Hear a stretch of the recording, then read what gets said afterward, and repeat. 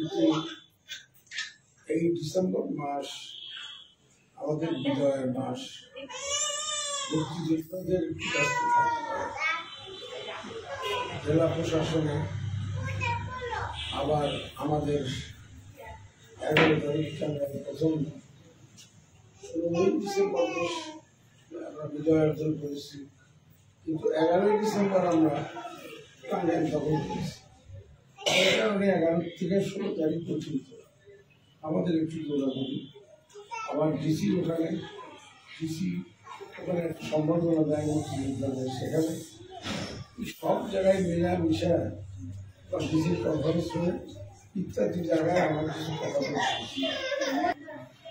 যতই তুমি গির্জায় যাও, যতই তুমি মন্দিরে যাও, যতই তুমি মসজিদে যাও, মানুষকে যদি ভালোবাসতে না শিখো, তাহলে মসজিদ মন্দির গির্জায় যে কোনো লাভ হবে না।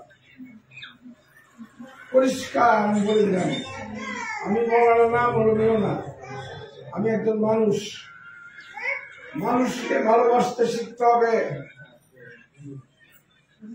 বিপদগ্রস্ত মানুষের পাশে দাঁড়াতে হবে, প্রতিবেশীর পাশে দাঁড়াতে হবে, গরিব আত্মীয় স্বজনের পাশে দাঁড়াতে হবে, শিশুদের কিশোরদের পাশে দাঁড়াতে হবে। ভোটের উপর কথা হচ্ছে সমগ্র মানব কুলের পাশে তোমার যতটুকু সাধ্য আছে সেই সাধ্য নিয়ে তাদের পাশে দাঁড়াতে হবে। তুমি একজন বিপদগ্রস্ত মানুষকে, একজন অসুস্থ মানুষকে যদি সেবা দান করো, অর্থ দিতে না পারো, তাকে সেবা করো, তার পাশে দাঁড়াও, তাকে সাহস যোগাও, এটাও একটা বড় কাজ। এটাও অনেকে করে না। সবসময় টাকা লাগে না, যার টাকা আছে, কিছু আছে মানুষ তারা টাকা খরচ করে, আবার কিছু মানুষ আছে তারা করে না, আর কিছু মানুষ আছে যাদের কাছে অর্থ নাই, শুধু মানুষের সেবা করতে চায়, কিন্তু তার সাধ্য নাই।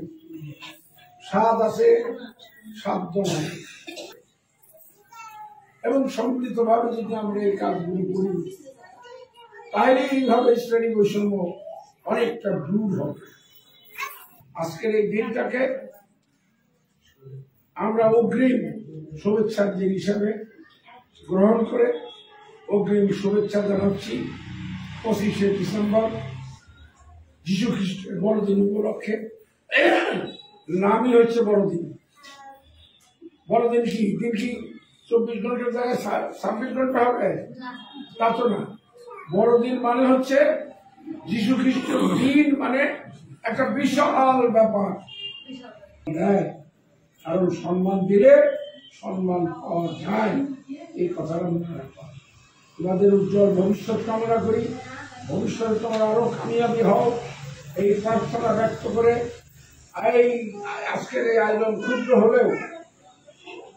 হলেও এই আয়োজন তারা করেছে, তাদের আমার অন্তরের অন্তঃস্থল থেকে আমি ধন্যবাদ জানাই, মোবারকবাদ জানাই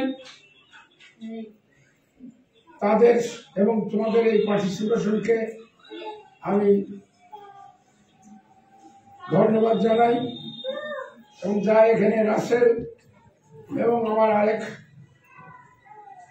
ছেলে রাসেল ও মুক্তিযোদ্ধার সন্তান, মানে কি ওর বাবাও যুদ্ধ করেছে, তার সন্তান, আবার সাংবাদিক, বিভিন্ন সংস্থানের সঙ্গে জড়িত। আবার শুনলাম যে দুজনে ল পাস করছে, কারণ ওদের সাবজেক্ট গুলো নিয়ে যাতে আইনে কোর্ট কাছারিতে অন্য কোনো উকিলের দ্বারস্থ হইতে না হয়, ওরা নিজেরাই যাতে সেগুলার ফয়সালা করতে পারে। সেই জন্য তাদেরকে আমি আরো বেশি বেশি করে ধন্যবাদ দিচ্ছি। প্রত্যেকটা অনুষ্ঠানে ওরা থাকে, উপস্থিত থাকে। আজকে তো ঢাকা থেকে কেউ আসে নাই, ওরাই 2 জন আসছে। আর আমি তো ঘরের মানুষ, আর এই সংস্থাকে আমি আমার পরিবারের মতন দেখি, আমার পরিবারের সুতরাং আমি তো দূরের কেউ না, আমি তো তোমাদের পরিবারের একজন। তোমরা যদি আমাকে তোমাদের পরিবারের লোক না ভাবো, সেটা তোমাদের ব্যাপার, কিন্তু আমি মনে করি তোমরা আমার পরিবারের লোক। সকলকে আমি ধন্যবাদ জানিয়ে এই ছোট্ট ক্ষুদ্র সংক্ষিপ্ত এই অনুষ্ঠান আয়োজনের জন্য আন্তরিক ধন্যবাদ। ভাষা এন্টারপ্রাইজ আমার ভাষা জিন্দাবাদ, দীর্ঘজীবী হোক।